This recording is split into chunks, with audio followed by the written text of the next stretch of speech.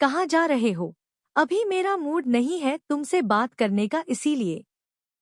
अंदर जाओ। जरूरी तो नहीं, जब तुम्हारा मूड हो तभी मैं भी तुमसे बात करूं। हर बार तुम्हारी मर्जी तो नहीं चलेगी ना। अर्श ने गाड़ी का डोर गुस्से में बंद किया और अपने पीछे खड़ी धरा का हाथ पकड़ एक झटके में अपने सामने कर उसे गाड़ी से लगा दिया। अब धरा की पीठ गाड़ी से लगी हुई थी और वो एकदम नॉर्मल होकर अर्श को देख रही थी। अर्श उसके चेहरे पर झुकते हुए, दिमाग ऑलरेडी बहुत खराब है, मेरा इसे और खराब मत करो वरना बहुत पछताओगी। अभी तक तुमने मेरा सिर्फ फ्लर्टी नेचर ही देखा है, लेकिन जब मुझे गुस्से आता है तो मैं ये भूल जाता हूँ कि सामने मेल है या फीमेल। ओह, तो मिस्टर मैग्नेट को गुस्सा भी आता है। वैसे तुम्हें देखकर तो नहीं लगता कि तुम्हें इतना गुस्सा भी आता है। कहीं ऐसा तो नहीं कि मेरे सामने यूं ही अपने गुस्से का पकौड़ा तल रहे हो। What the hell is December dot. मैंने कहा ना, मुझे इस वक्त किसी से भी बात नहीं करना है तो मतलब नहीं करना है। अर्श गुस्से में उससे दूर हुआ और अपना हाथ गाड़ी के बोनट पर मारते हुए कहा, उसे इतने गुस्से में देख एक पल को धरा का गला सूख गया, लेकिन उसने अपने चेहरे पर डर आने नहीं दिया। अर्श उसकी तरफ पलटा और अभी वो कुछ कहता कि उससे पहले ही धरा उसके गले लग गई और उसकी पीठ सहलाते हुए बोली, रिलैक्स, इतना गुस्सा ठीक नहीं है। कुछ नहीं हुआ है ऐसा जो तुम इतना गुस्सा कर रहे हो। रही बात तुम्हारी बहन के शादी की, तो भूलो मत, जो होता है अच्छे के लिए ही होता है। तो तुम्हें गिल्ट फील करने की कोई जरूरत नहीं है कि ये सब कुछ तुम्हारी वजह से हुआ है। ओके, अगर तुम पार्टी का प्लान नहीं बनाते तब भी ये होता ही, और हो सकता है तब इससे भी कुछ ज्यादा हो जाता। इसीलिए गॉड पर भरोसा करना सीखो, उन्होंने ऐसे ही तो ये सब कुछ नहीं किया होगा ना। अर्श उसके इस तरह गले लगने की वजह से पहले से ही शॉक्ड था और अब उसकी बात सुन और भी हैरान हो गया, क्योंकि धरा का ये नेचर तो बिल्कुल नहीं था कि वो किसी को ऐसे प्यार से संभालने की कोशिश करे। लेकिन जो कुछ भी उसने कहा उससे अर्श के दिल को थोड़ा सा सुकून जरूर मिल गया था। उसने भी धरा के इर्द गिर्द अपनी बाहें कसी और धीमी आवाज में बोला, थैंक यू मेरे गुस्से को संभालने के लिए। सरू के साथ जो कुछ भी हुआ ये सब कुछ मेरी वजह से हुआ, ये सोच सोच कर ही मैं पागल हो रहा था। ऐसा नहीं है कि मैं अनाया या फिर श्रव्या से कम प्यार करता हूँ, लेकिन सरू से थोड़ा ज्यादा करता हूँ। मेरी बहन बाद में, पहले वो मेरी सबसे अच्छी दोस्त है और उसके साथ ये सब कुछ। ओए मिस्टर मैग्नेट, क्या बोल दिया तुम तो सच में ही चिपक गए यार। चलो अब परे हटो, मुझे ये चिपका चिपकी बिल्कुल नहीं पसंद। 5 मिनट बाद अर्श जब थोड़ा नॉर्मल हुआ तो धरा एकदम अपने पुराने वाले रूप में आ गई और उसे खुद से दूर धक्का देते हुए बोली, जिसे सुनते ही अर्श के चेहरे पर नाराजगी होने के बजाय मुस्कुराहट आ गई। उसे मुस्कुराते देख धरा चिढ़ते हुए अंदर भाग गई। अंदर सभी बड़ों का आशीर्वाद लेने के बाद सार्वी को अनाया और श्रव्या उसके कमरे में लेकर आई। शाम को सगाई होने की वजह से रघुवंशी फैमिली के साथ साथ ठाकुर फैमिली के लोग भी चले गए। रूही भी सार्वी से मिलने के बाद रूहान और मिश्का के साथ मल्होत्रा मेसन के लिए निकल गई। अनीशा रूहांश के साथ आने वाली थी। रूहान बड़ी ही शांति से ड्राइव कर रहा था, वही फ्रंट सीट पर रूही बैठी थी तो बैंक सीट पर मिश्का। हालांकि रूही ने उसे फ्रंट सीट पर ही बैठने के लिए कहा था, लेकिन मिश्का उसे बैठने को कहकर बैक सीट पर बैठ गई। रूहान सामने लगे मिरर में हर थोड़ी देर पर उसे देख ले रहा था। वहीं मिश्का की नजर रूही के परेशान चेहरे पर थी। कुछ सोचते हुए वो धीमी आवाज में बोली, आंटी मुझे ज्यादा कुछ तो समझ में नहीं आया, लेकिन मुझे लगता है कि आपको इतना परेशान होने की जरूरत नहीं है, क्योंकि वो अहान जी हैं, ना वो सारवी से प्यार करते हैं। क्या आया ये तुमसे किसने कहा? क्या अहान ने खुद तुमसे ये बात कही? मिश्का की बात सुनते ही रूहान ने एक झटके से गाड़ी रोक दी, जिसकी वजह से रूही आगे गिरते गिरते बची। उसने घूर कर रूहान को देखा तो रूहान ने झट से अपने कान पकड़ लिए, जिसे देख रूही पीछे मुड़ मिश्का को देख बड़े ही प्यार से बोली, बेटा ये तुम्हें कैसे पता कि अहान सारवी से प्यार करता है? मिश्का ने एक नजर रूहान को देखा, फिर नजरें झुकाए। वो आंटी, उनकी आंखों में साफ दिखता है कि वो सारवी से मोहब्बत करते हैं। बेटा जब तुम्हें आंखें पढ़ना आता ही है तो जरा मेरे इस शर्मीले बेटे की आंखें पढ़कर बताओ ना, ताकि मुझे भी पता चले कि इसकी आंखें आजकल किसे देख रही है। रूही अपनी हंसी दबाए आंखें मटकाते हुए बोली, जिसे सुनते हैं ही मिश्का और रूहान दोनों ने एक साथ पलकें उठाई और दोनों की नजरें मिलते ही मिश्क ने झट से पलकें झुका ली, जिसे देखते ही रूहान चेहरा फेर मुस्कुरा उठा। उसने गाड़ी स्टार्ट की और आगे बढ़ गया। इधर अहान बेचारा जिंदल मेंसन के दरवाजे पर खड़ा अंदर जाने की हिम्मत जुटा रहा था। अभी अभी प्रत्यक्ष ने उसे ड्रॉप किया था। वीर ने उसे स्पेशली शाम को निधान की सगाई में अपनी मॉम के साथ आने को कहा था। इसीलिए अब अहान अपनी मॉम को सारवी के बारे में बताने की हिम्मत जुटा रहा था। उसने गहरी सांस ली और बेल बजाई, जिसके कुछ मिनट बाद ही एक सर्वेंट ने दरवाजा खोला और उसे देखते ही सिर झुकाए साइड हट गई। अहान तेज कदमों से चलते हुए अपनी मॉम के कमरे में आया। उसकी मॉम मिसेस प्रियंका जिंदल इस वक्त अपने कबर्ड में कुछ ढूंढ रही थी। अहान धीमे कदमों से चलते हुए उनके पास आया और पीछे से उनके गले में बाह डाल उनके कंधे पर सिर रखे बोला, miss you Mog, miss you के बच्चे, कल पूरी रात तुम कहाँ थे और ये क्या माथे पर टिका क्यों लगा कर आए हो? मंदिर गए थे क्या? मिसेस जिंदल उसकी तरफ पलट उसके माथे पर लगे टिके को देख बोली। अहान एक पल को खामोश हो गया, लेकिन फिर उसने प्रियंका जी का हाथ पकड़ उन्हें बेड पर बिठाया और खुद घुटनों के बल नीचे बैठ गया। प्रियंका जी हैरानी से उसे देख रही थी। अहान एकदम सीरियस हो उन्हें देखते हुए बोला, मॉम मैं जो कहने जा रहा हूँ उसे सुनने के बाद प्लीज आप मुझे समझने की कोशिश करिएगा। मॉम मैंने शादी कर ली है। व्हाट? ये क्या बदतमीजी है अहान? देखो, अगर तुम मेरे साथ कोई फ्रैंक कर रहे हो ना तो अभी कान के नीचे लगाऊंगी तुम्हें, समझे? मॉम आपको लगता है कि इतनी बड़ी बात मैं फ्रैंक कर सकता हूँ? एक चोली कहते हुए अहान ने प्रियंका जी को पूरी बात बताई, जिसे सुनते ही उनके होश उड़ गए। एक तो अहान की शादी का बॉम्ब, ऊपर से कल जो कुछ भी हुआ ये जानकर वो शॉक्ड हो गई। अहान सिर झुकाए उनके कुछ बोलने का वेट कर रहा था, लेकिन जब 10 मिनट तक मिसेस जिंदल ने कुछ नहीं कहा तो अहान ने धीरे से अपना सिर उठाया और बोला, मॉम प्लीज आप इन सब में हीरोइन को गलत मत समझिएगा, क्योंकि उसकी कोई गलती नहीं है। कैसे गलती नहीं है उस लड़की की?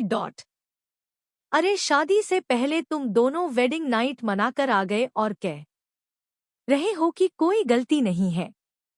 ऊपर से उन लोगों ने तुम्हारी जबरदस्ती शादी भी करवा दी। मैं तो कहती हूँ सारी गलती उस लड़की की ही है। क्या जरूरत थी उसे तुम्हारे साथ उस कमरे में जाने की। एक बात कान खोलकर सुन लो अहान, मैं उस लड़की को अपने घर की बहू नहीं मान सकती, बेशक से तुम्हारे डैड कुछ भी कर ले। मिसेज जिंदल गुस्से में भड़कते हुए बोली और अहान का हाथ झटक बाहर जाने को हुई कि अहान ने उनका हाथ पकड़ लिया।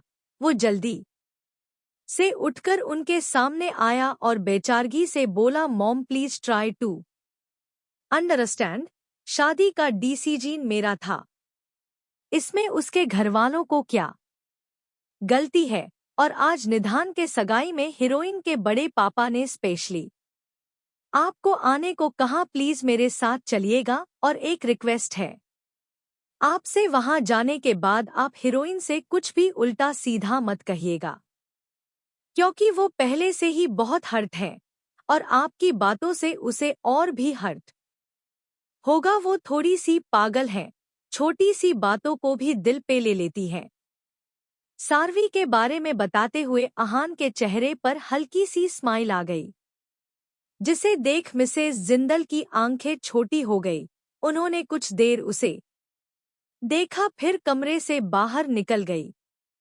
अहान को जिसका डर था वही हुआ। उसे पता था प्रियंका जी उससे अच्छा खासा नाराज हो चुकी है।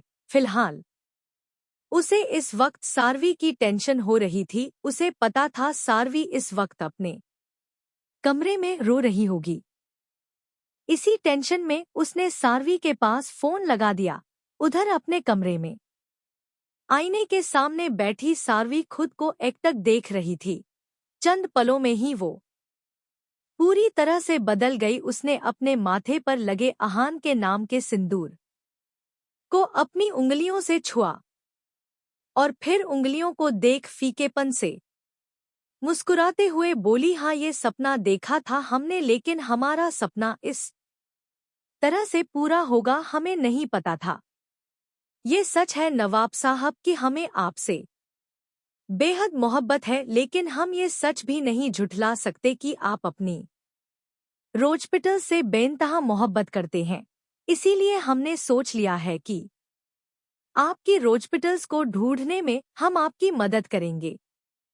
सबके लिए मोहब्बत का अलग अलग अर्थ है, लेकिन हमारे लिए जिसे छूने से ज्यादा देखने से सुकून मिले वही मोहब्बत है।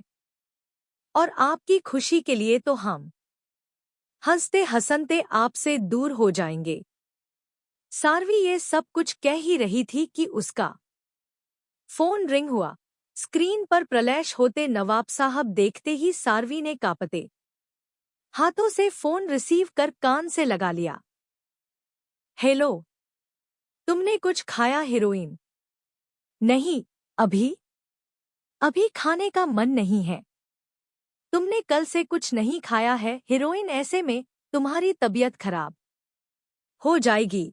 आप परेशान मत होइए, हम ठीक है। वैसे भी सब लोग थोड़ी ही देर में ठाकुर हवेली के लिए निकल रहे हैं। ओके, तुम परेशान मत हो, और हाँ जो हुआ उसके बारे में ज्यादा सोचने की जरूरत नहीं है। हम मैं भी पहुंचता हूँ थोड़ी देर में मॉम के साथ। हम कुछ कहना है हीरोइन? अहान ने उसका हम सुनकर पूछा। इतना तो उसे पता चल ही गया था कि सार्वी अब उससे बात करने में अनकंफर्टेबल फील कर रही है। वही उसकी बात सुन सार्वी ने गहरी सांस ली और धीमे से बोली, ऑन्टी नाराज हैं क्या? हाँ बस थोड़ा सा, बट मैं मना लूंगा, डोंट वरी। तुम भी रेडी हो जाओ, बाय। शाम के 7 बज रहे थे। ठाकुर हवेली दुल्हन की तरह सजी हुई थी। हो भी क्यों ना, आखिर उस घर के एकलौते वारिश की आज सगाई जो होने वाली थी। गार्डन में ही एक बहुत ही खूबसूरत सा स्टेज लगा हुआ था, जिसे ऑर्किड और गुलाब के फूलों से राउंड शेप में सजाया गया था। उनकी खूबसूरती में चार चांद लगाने का काम दोनों साइड लगे बेहद प्यारे कर्टन्स कर रहे थे। उन फूलों के बीच में नरम और आरामदायक सोफा लगा हुआ था। उनके पीछे देखकर ऐसा लग रहा था जैसे वो सोफा किसी फूलों के गार्डन में रख दिया गया हो।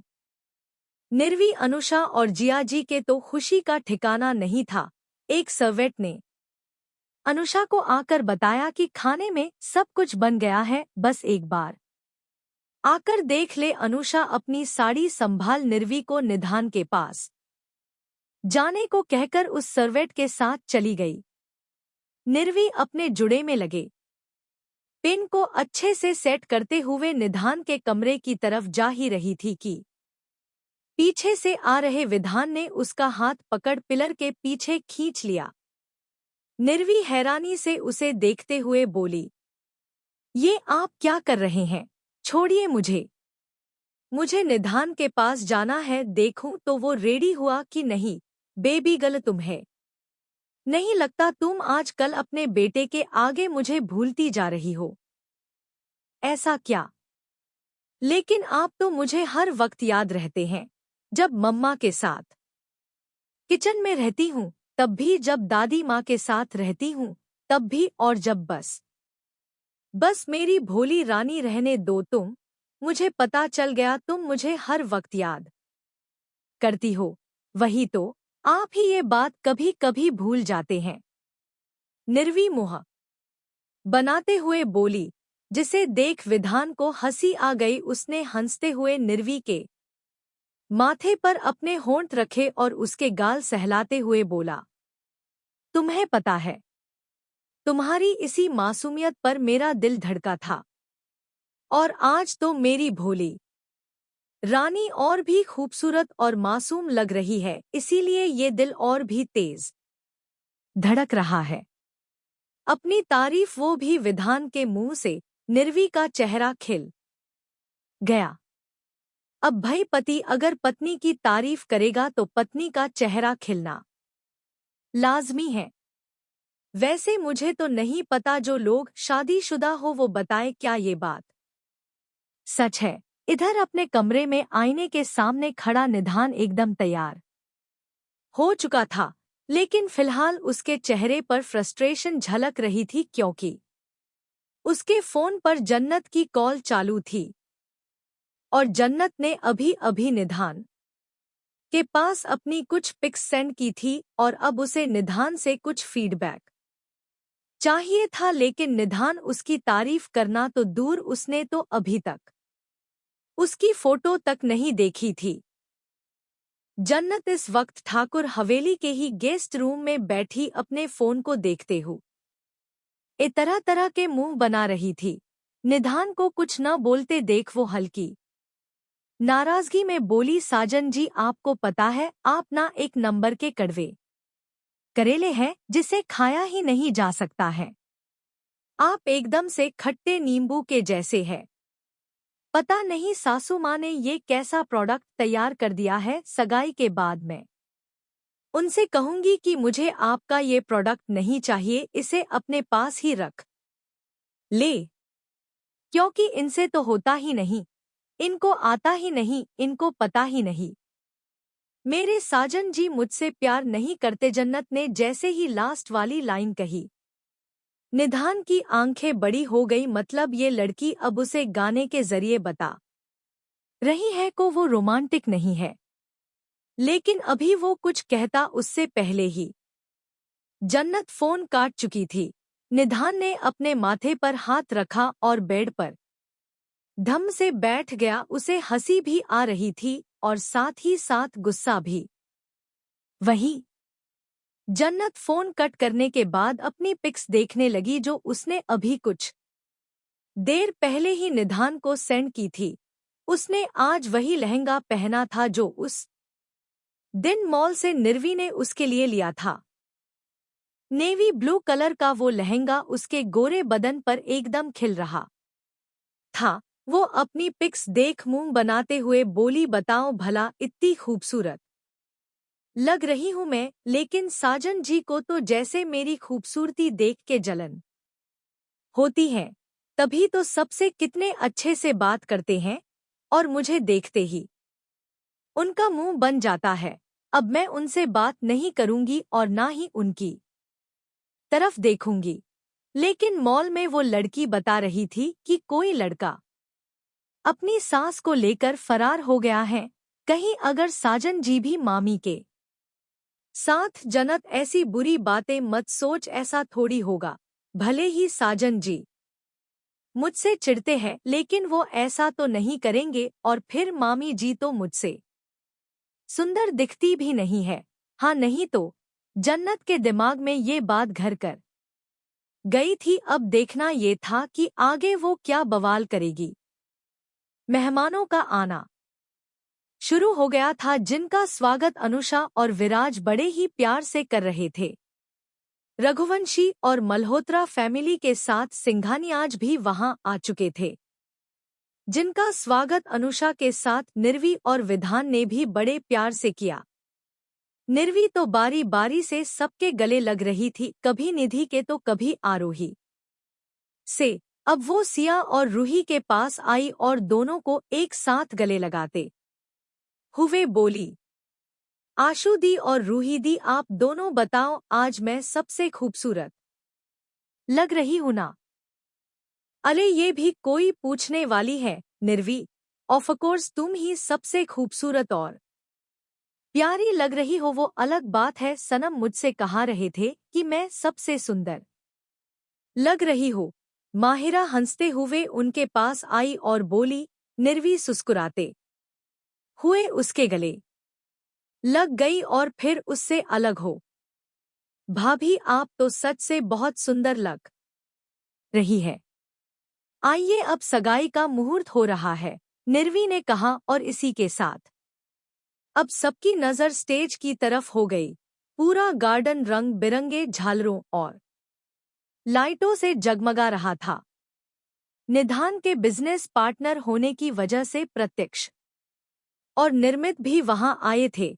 अब प्रत्यक्ष और निर्मित को तो बिजनेस में कोई इंटरेस्ट था नहीं, लेकिन उसके डैड निधान के बिजनेस पार्टनर जरूर थे। हालांकि निर्मित आना तो नहीं चाहता था, लेकिन अपने डैड के फोर्स करने पर उसे भी प्रत्यक्ष के साथ आना पड़ा। प्रत्यक्ष की नजर तो देव के साथ खड़ी अनाया पर से हट ही नहीं रही थी, जहां अनाया ने फ्लोरल प्रिंट घाघरा के साथ ब्लैक क्रॉप टॉप पहना था, जिसमें से उसकी पतली कमर साफ दिख रहा था। वहीं श्रव्या ने सेम उसी की तरह ड्रेस पहना था, लेकिन उसके घाघरे का रंग ब्लैक हो गया था। कुल मिलाकर दोनों को देखकर ये कहना गलत नहीं होगा कि दोनों ट्विंस लग रही थी, लेकिन ये रियल में था नहीं। तभी अहान मिसेज जिंदल के साथ वहां आया। उसे देखते ही सिया के साथ मीरा, आरोही, प्रिया, निधि, रूही, माहिरा सब लोग उसकी तरफ बढ़ गई। वहीं मिसेज जिंदल की नजर चारों तरफ दौड़ रही थी, या फिर वो सारवी को ढूंढ रही थी। अहान ने सभी को देख हल्की स्माइल के साथ नमस्ते किया। मीरा दोनों हाथ जोड़ मुस्कुराते हुए, आप का बहुत बहुत धन्यवाद प्रियंका जी, जो आप हमारे बुलाने पर यहाँ आई। अहान ने तो आपको अब तक सब कुछ बता ही दिया होगा। बच्चों से अक्सर गलतियां हो जाती हैं, और हम बड़ों को उनकी गलतियां माफ भी कर देनी चाहिए। हमें उम्मीद है कि आप अहान से नाराज नहीं होंगी। अपने बेटे से तो मैं वैसे भी नाराज नहीं हूं मिसेस सिंघानिया, लेकिन हाँ, किसी और से ये नाराजगी जरूर है। एंड आई होप कि आप समझ रही होंगी मैं किसकी बात कर रही हूँ। प्रियंका जी आईब्रो उचकाते हुए बोली। वहीं मीरा के साथ साथ वहां खड़े सभी लोगों को उनकी बात अच्छी तरह से समझ आ गई थी कि वो इनडायरेक्टली सारवी को गलत ठहरा रही हैं। वहीं उनकी बात सुन माहिरा चेहरे पर बड़ी सी मुस्कान लिए, मिसेस जिंदल अब हमारी बेटी से क्या ही नाराज होना ही है, तो आप अपने बेटे से होइए, क्योंकि सब कुछ उसके हाथ में ही तो था। एंड आई होप आप मेरी बात अच्छी तरह से समझ रही होंगी, माहिरा ने कहते हुए आइविंग कर दी। अहान का चेहरा शर्म से लाल हो गया। वहीं बाकी सबका तो पता नहीं, लेकिन मिसेज जिंदल का मुंह जरूर खुला रह गया। मीरा और आरोही के साथ निधि, सिया और रूही भी मुंह दबाए हंस रही थी। उन सबके एक्सप्रेशंस देख माहिरा ने अपने बालों को बड़ी ही अदा से झटका और वहां से अपने सनम की तरफ बढ़ गई। आहान की नजर सारवी को ढूंढ रही थी, तभी उसकी नजर एक जगह जाकर ठहर गई। सारवी एक सर्वेंट से बात करते हुए अंदर से बाहर की तरफ आ रही थी। रेड कलर की साड़ी जिसका ब्लाउज फुल स्लीव्स का था, चेहरे पर मेकअप के नाम पर, माथे पर सजी छोटी सी बिंदी और मांग में कुछ देर पहले उसका भरा हुआ सिंदूर, आंखों में काजल की महीन रेखा और होठों पर न्यूड शेड, बस इतने में ही वो बला की खूबसूरत लग रही थी। हालांकि उसके चेहरे पर उदासी अभी भी थी। आहान तो जैसे उसकी खूबसूरती में खो ही गया था, लेकिन उसने जल्दी ही अपनी नजरें उस पर से हटा ली। आहान का दिल इस वक्त उछलकर बाहर आने को हो गया था। उसके दिल और दिमाग में अलग ही जंग छिड़ चुकी थी, जहां दिमाग कह रहा था, आहान ये क्या कर रहा है, वो तेरी दोस्त है, उसे ऐसे देखने का हक तुझे नहीं है। वहीं उसका दिल ये कह रहा था, नहीं आहान, वो अब तेरी पत्नी भी है और पत्नी को तो पति देख ही सकता है। चुप, बिल्कुल चुप। आहान फ्रस्ट्रेट हो अचानक ही खुद से बोला तो आस पास खड़े लोग उसे अजीब नजरों से देखने लगे। आहान बिना उन पर ध्यान दिए तेज कदमों से चलते हुए सारवी के पीछे आया। हीरोइन पास आया और उसका हाथ पकड़ प्रियंका जी की तरफ ले जाते हुए उसे समझाने लगा, हीरोइन मॉम थोड़े गुस्से में है, लेकिन तुम डरना मत, क्योंकि मैं तुम्हारे साथ ही रहूंगा। वो अगर कुछ बोले तो प्लीज उनसे कुछ मत कहना बाद में, बेशक से मुझसे लड़ लेना यार, मैं अपनी पत्नी और माँ के बीच के झगड़े में नहीं फंसना चाहता। उसके मुंह से अपने लिए उसकी पत्नी सुन सारवी के दिल में अजीब सी फीलिंग आने लगी, लेकिन तब तक आहान उसे लाकर प्रियंका जी के सामने खड़ा कर चुका था। प्रियंका जी ने एक नजर आहान को देखा, फिर बड़ी ही गहरी नजरों से सारवी को देखने लगी। सारवी ने उनके पांव छूकर उन्हें नमस्ते किया, लेकिन प्रियंका जी बिना कुछ बोले उसे देखे जा रही थी। उन्हें कुछ न बोलते देख सारवी से ज्यादा तो आहान को टेंशन होने लगी कि कहीं प्रियंका जी सारवी को कुछ कह ना दे। उसने तुरंत सारवी के हथेली अपने हथेली में कस ली। वहीं प्रियंका जी की नजरें अब उन दोनों के हाथ पर थी। इधर जन्नत और निधान स्टेज पर आ चुके थे और अब रिंग पहनाने का मुहूर्त भी हो चुका था। सगाई का वक्त हो चला था। सबकी नजर जन्नत और निधान की तरफ थी, लेकिन सारवी और आहान की नजर तो बस प्रियंका जी पर टिकी थी, जो बड़ी ही गहरी नजरों से सारवी के उस हाथ को देख रही थी जो आहान के हाथों में था। मॉम प्लीज, जो होना था उसे अब बदला नहीं जा सकती, इसीलिए मुझे इस लड़की से बात करनी है। आहान की बात बीच में ही काट प्रियंका जी ने कहा। आहान को भी समझ में आ गया कि वो सारवी से अकेले में बात करना चाहती है। उसने गहरी सांस ली और सारवी के हाथ पर से पकड़ ढीली कर दी, जिसे महसूस करते ही सारवी को घबराहट होने लगी। अब तक आहान उसके साथ था तो उसे थोड़ी हिम्मत मिल रही थी, लेकिन अब आहान जा रहा है था तो उसे प्रियंका जी से थोड़ा डर भी लग रहा था। ऐसा नहीं था कि वो अपने लिए स्टैंड नहीं ले सकती थी, लेकिन पिछले 2 दिनों में जो कुछ भी हुआ उससे वो बुरी तरह घबराई हुई थी। और अब प्रियंका जो का अकेले में बात करने को कहना। आहान ने उसके चेहरे को देखा जिस पर डर साफ दिख रहा था। उसने सार्वी के गालों को थपथपाया और धीरे से बोला, परेशान मत हो, मैं यही कुछ दूरी पर ही हूँ। ओके। सार्वी ने हाँ में सिर हिलाया तो अहान अब प्रियंका जी की तरफ देख बोला, आई होप आप अपने बेटे को समझने की कोशिश करेंगी। प्रियंका जी बिना कुछ बोले उसे देखती रही तो अहान अब वहां से चला गया। प्रियंका जी एक कदम आगे आई और सार्वी के चीन पर हाथ रख उसका चेहरा ऊपर उठाया और उसकी आंखों में देखते हुए बोली, मानना पड़ेगा खूबसूरत तो तुम बहुत हो। इसी खूबसूरती में मेरे बेटे को फंसाया है ना। उनकी बात सुनते ही सार्वी के आंखों में नमी तैर गई। उसे नहीं पता था कि मिसेज जिंदल ऐसा कुछ कहेंगी।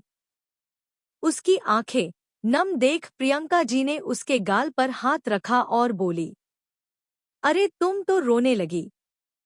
ऐसा भी मैंने कुछ नहीं कह दिया। अब जब तुम मिसेज अहान जिंदल बन ही गई हो तो थोड़ा स्ट्रांग भी बनो, ऐसे थोड़ी कास चलेगा। एक सवाल है, उसका जवाब दोगी? सार्वी ने भरी आंखों से ही हाँ में सिर हिलाया तो प्रियंका जी आगे बोली, तुम्हें क्या मैं वो कोकिला मोदी जैसी दिख रही हूँ जो अपनी बहू से कहती रहती है कि गोपी बहू रोसड़े में जाओ?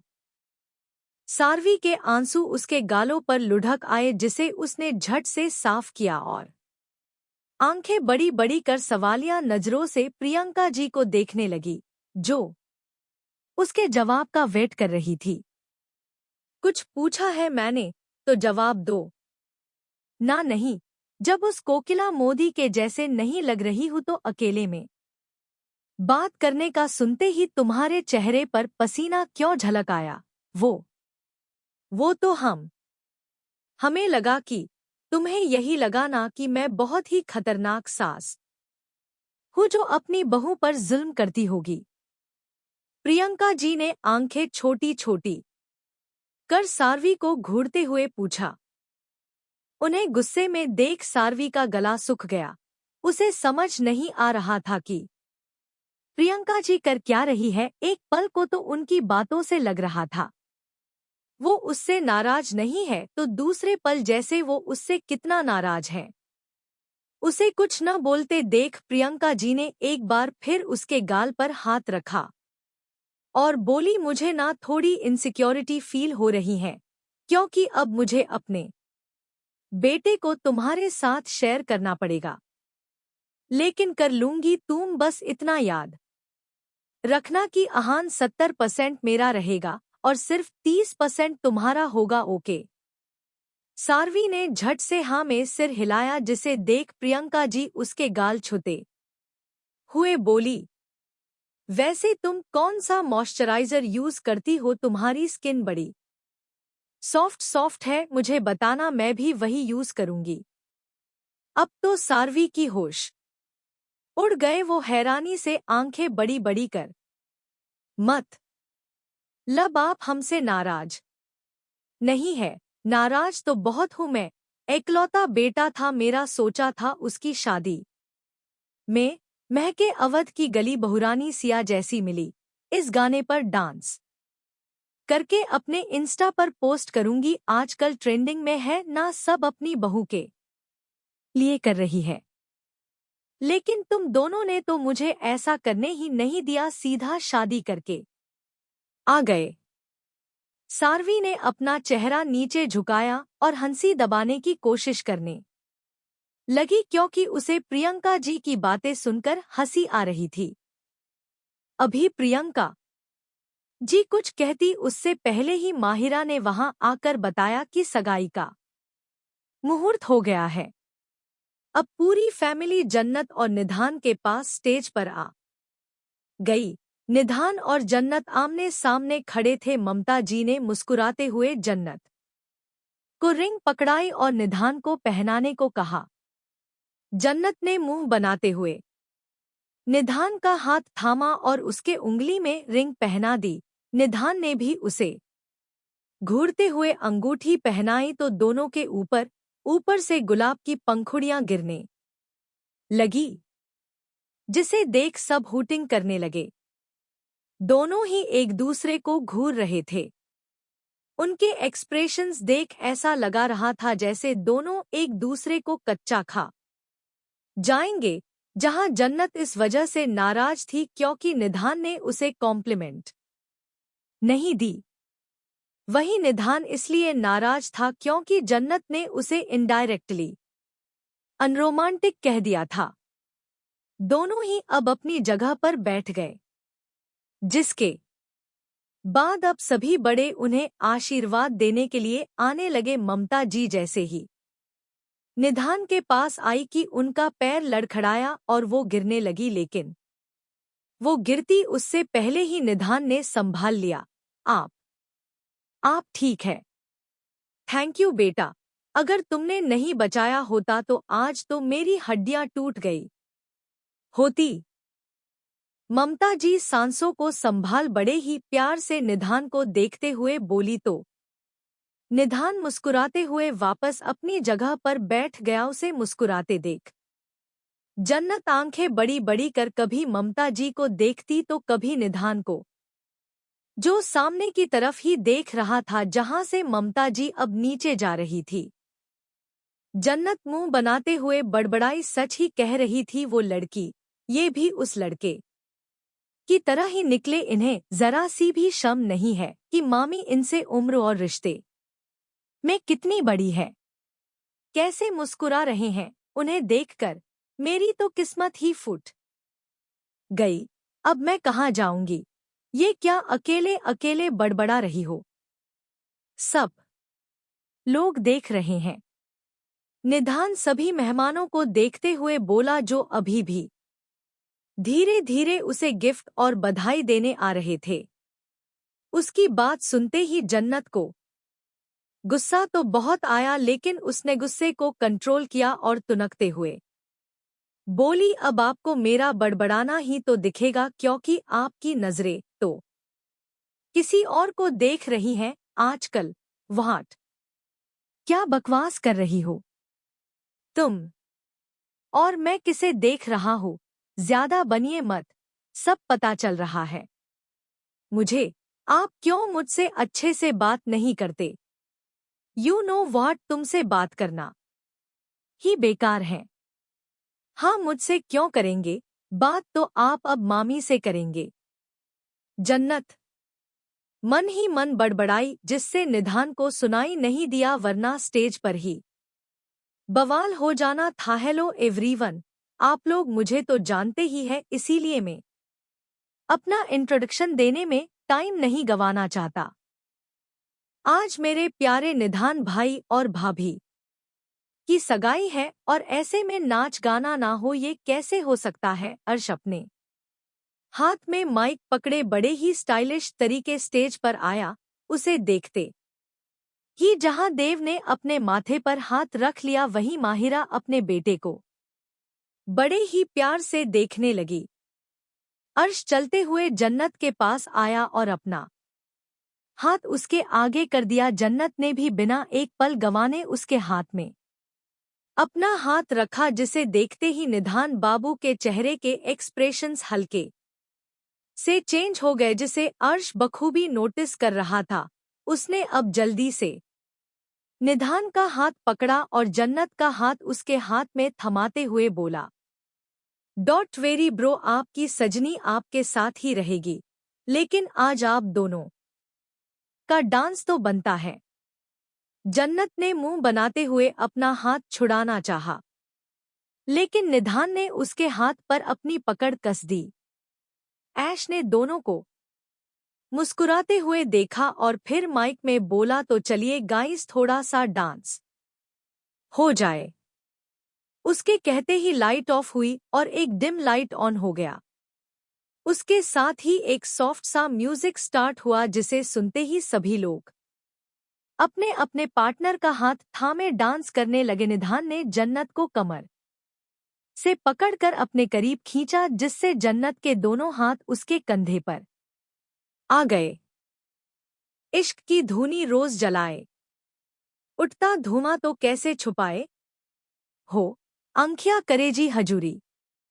मांगे हैं तेरी मंजरू, कजरा सियाही दिन रंग जाए, तेरी कस्तूरी रैन जगाए।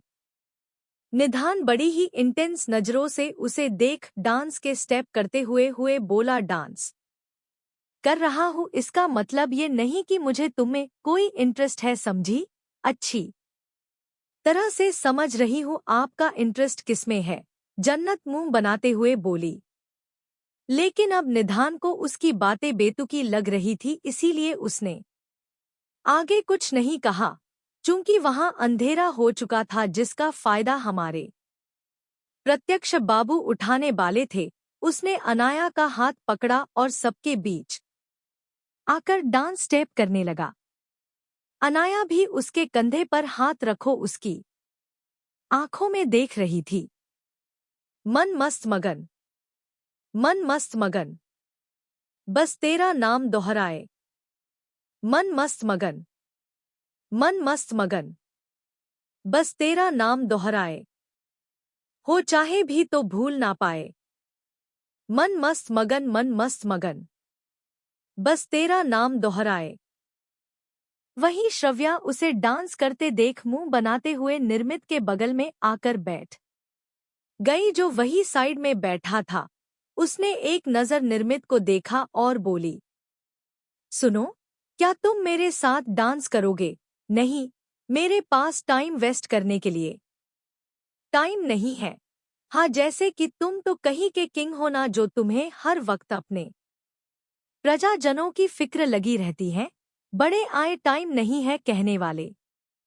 चलो यार, थोड़ा फन करना भी जरूरी होता है, श्रव्या ने कहा और बिना निर्मित की बात सुन उसका हाथ पकड़ सबके बीच आ गई। निर्मित ने वहां से जाना चाहा, लेकिन श्रव्या ने झट से उसके कंधे पर हाथ रख उसे रोक लिया। अब निर्मित बेचारा इतने लोगों के बीच से जा भी नहीं सकता था, इसीलिए उसने झिझकते हुए श्रव्या के कमर पर हाथ रख दिया। हो जोगिया जोग लगा के, वखड़ा रोग लगा के, इश्क की धूनी रोज जलाए, उठता धुआं को कैसे छुपाए। मन मस्त मगन, मन मस्त मगन, बस तेरा नाम दोहराए। रूहान का हाथ पकड़े रूही मिश्का के पास आई और उसका हाथ रूहान को पकड़ाते हुए बोली, मिश्का बेटा तुम दोनों भी जाओ डांस करो, देखो सब लोग कर रहे हैं आंटी। लेकिन मिश्का ने कुछ कहना चाहा, लेकिन रूही ने दोनों को आगे की तरफ धक्का दे दिया। मिश्का वहां से जाना चाहती थी, लेकिन रूहान ने उसका हाथ पकड़ अपनी तरफ खींचा और उसकी कमर पर हाथ रखे डांस करने लगा। ओढ़ के धानी प्रीत की चादर, आया तेरे शहर में रांझा तेरा। उसका हाथ अपने कमर पर महसूस करते ही मिश्का के पूरे बॉडी में अजीब सी सहरन होने लगी और देखते ही देखते उसकी आंखों में नमी उतर आई। अर्श भी धरा को जबरदस्ती अपने साथ डांस करवा रहा था, जिसकी वजह से धरा उसे बेहद खतरनाक नजरों से घूर रही थी। लेकिन अर्श बिना किसी शिकायत के बस उसे देखकर मुस्कुराए जा रहा था। ओढ़ के धानी प्रीत की चादर, आया तेरे शहर में रांझा तेरा।